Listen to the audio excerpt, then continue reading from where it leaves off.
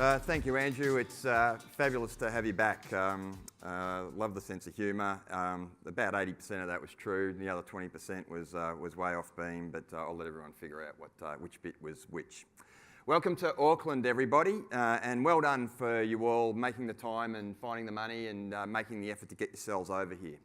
This is a special crowd. This is a special event, and these are important times. So the Securitor Convention's always been a terrific event. We get to spend quality time with colleagues who very often go on to be great friends. Sometimes we go a little bit hard and we have to dust ourselves off, but we get up and we go again.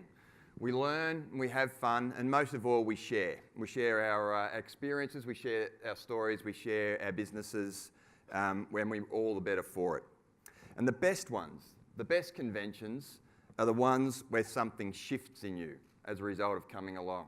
So I hope for everyone here today something shifts in them in the rest of the week here in Auckland.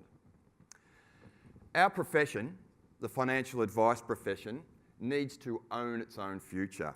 And there are two types of possible futures, aren't there? There's the kind of future that happens to us, and we know what that looks like because we've all been experiencing it for the last 6 years or so, where we've been consumed by regulation, and we're kind of guilty of letting that happen to us.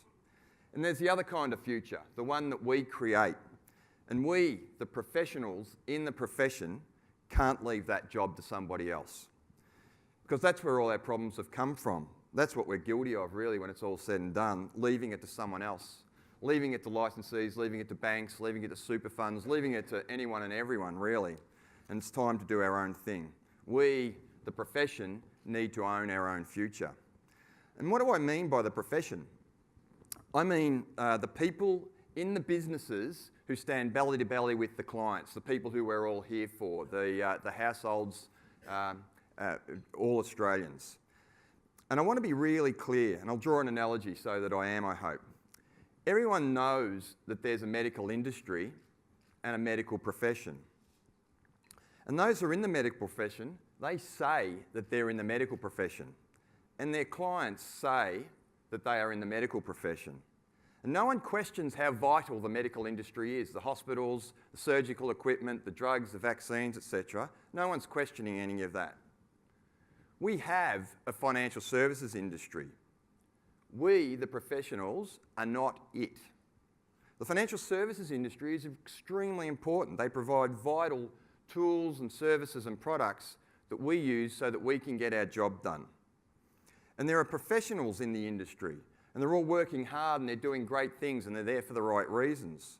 And the industry, by and large, is there for the right reasons. But it's not us. But right now, I think it's fair to say, we create the confusion. It's not even clear to us, let alone our clients. I hear us calling ourselves industry all of the time, and that has to stop. If we're going to change the perception of us in the community, we have to stop. And that change starts with us. We are the profession. So to help us get our heads around this, and you heard Andrew talking about the fines and the penalties, etc. What we're going to do to have a little bit of fun with this while we're here is we're going to have a professional swear jar. So every time you hear anyone using the word industry in the context where they should be using the word professional, text or tweet or send the message along to Andrew and call it a $25 fine or a $50 fine for the more heinous acts. And I think there should be a self-reporting option as well. If you catch yourself saying industry instead of profession, we'll call that a $10 fine or more if you want to contribute that, and proceeds will go to the Alzheimer's charity. But hopefully, by the time we get to the end of the week, what this has done is raise awareness of what we're actually saying. We, the profession, are crying out for acceptance and for trust, aren't we? We want households, we want Australians to believe that what we do for them is really important and really valuable. I mean, we know that it is. We want them to think it is. But these are not trusting times, and we see it all around the world at the moment. We will have to really work hard to get that trust. It won't just be given to us. 20% or so of households under advice, and let's face it, a fair bit of that 20% is still under the rubbish model of the rubbish version of advice, says we're not trusted yet. that our message isn't yet getting through, and that we're not seen as a profession by the rest of the community. Not really. Not yet, anyway. So we need some activism. We need to do something about that. We need to create the future we want, or we'll just end up with the future, with what we've just had for the last few years, and we'll have deserved it if we don't do anything about it. So we need to create a movement. And what do I mean by creating a movement? Where do great movements come from? Funnily enough, Andrew mentioned Bob Geldof, and I was at the AFA convention last week, and I wasn't sure whether I was going to go along and see Bob, because I wasn't sure whether he would have anything, you know, I kind of had thought he might have been one of the Capital W crew. But as it turned out, he was absolutely brilliant. In fact, I'd go as far as to say he may have been the best speaker that I've ever heard. He's not a fizzed out rocker, he's actually a poet. And I've never heard anyone so eloquently stitch together the story and understand the flow of history and society and politics and economics and business, and articulate the need for movement to be created to find a pathway through all of that, because without movement, what you end up with is war. And kind of in a sort of, and I don't mean to downplay war, but in a funny sort of way, that's what we've experienced over the last few years, our own war, because we didn't create the movement that we needed to find the path through to the new future. And see here the Dancing Man. So many people, this is a quite famous video. For those of you who haven't seen it, well worth looking up. Google Dancing Man and Fellowship. And it shows, it illustrates leadership, followership, and how movements get started. So you can see the guy there dancing on his own, carrying on like what looks like a little bit of a prat, but in the top right-hand corner there, you know, some other fella comes along and joins him and dances around. Before you know it, a few others have run across and they're suddenly in there dancing as well. And it turns into this mass of people, and you can't even see who it was who started the dancing in the first place, all having a wonderful time and thinking it was terrific, and a movement gets started. And here, this is the Grand Cafe in Oxford. It's the oldest coffee house in England. It was set up in 1650, and that's its call to fame.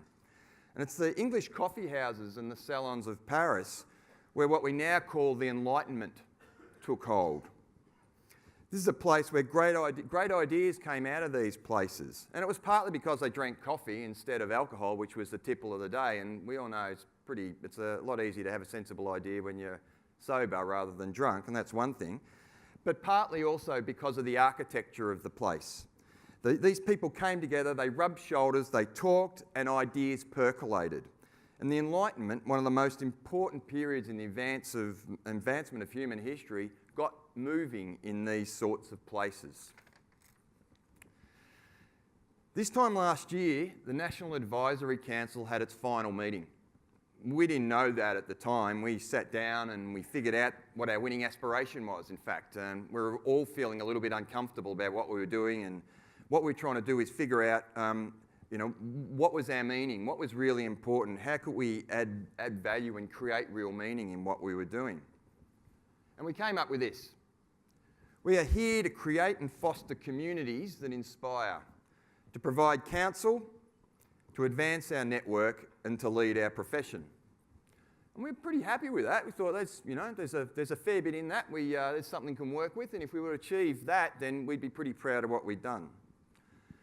But then another thing happened.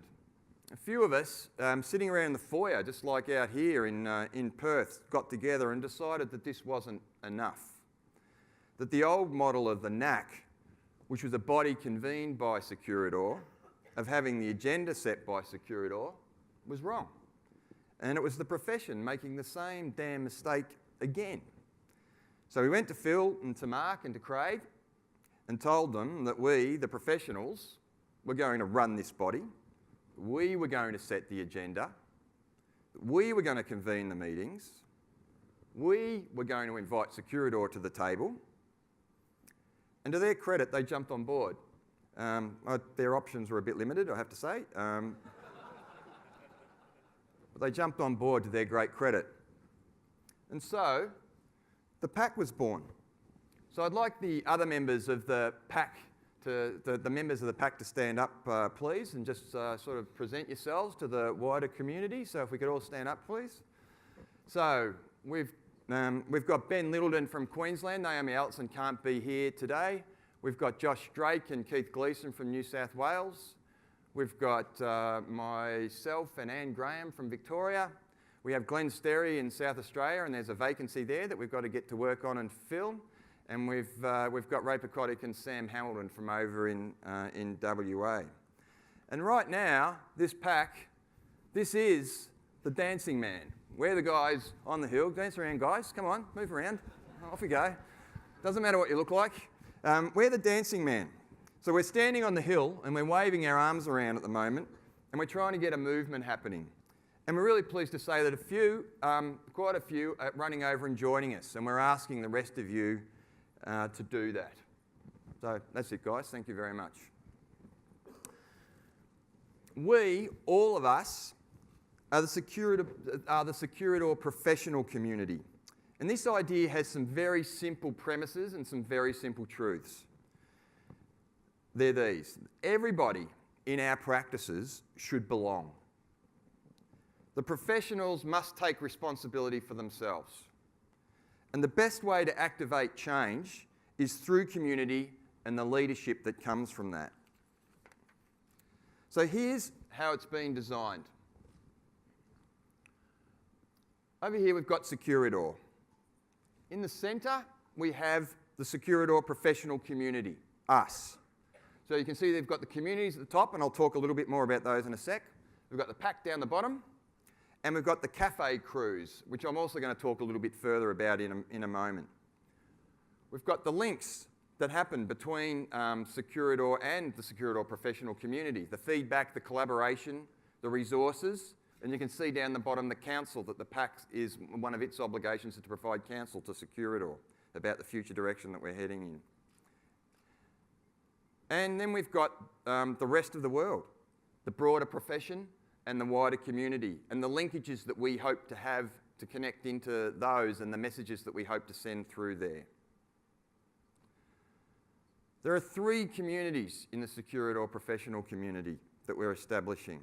There's advice and technical excellence, practice operations and support, and business owners and leaders. We're very deliberately aiming for cafe-style gatherings, the environment that's been so successful in generating ideas and movements in the past. Each cafe is going to have a blend of ideas from peers, because we love to hear from our colleagues. But we also want to get ideas from outside the box, so we'll get external injection of ideas into each of them as well. Most importantly, there'll be plenty of time and space to rub shoulders, to talk to each other, to get to know each other, to start to foster these relationships and to percolate these ideas.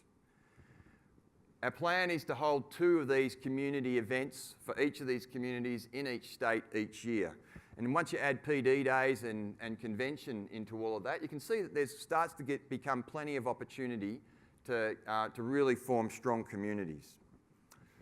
And at the PAC, we've been really acutely aware that there's not much for everyone to belong to.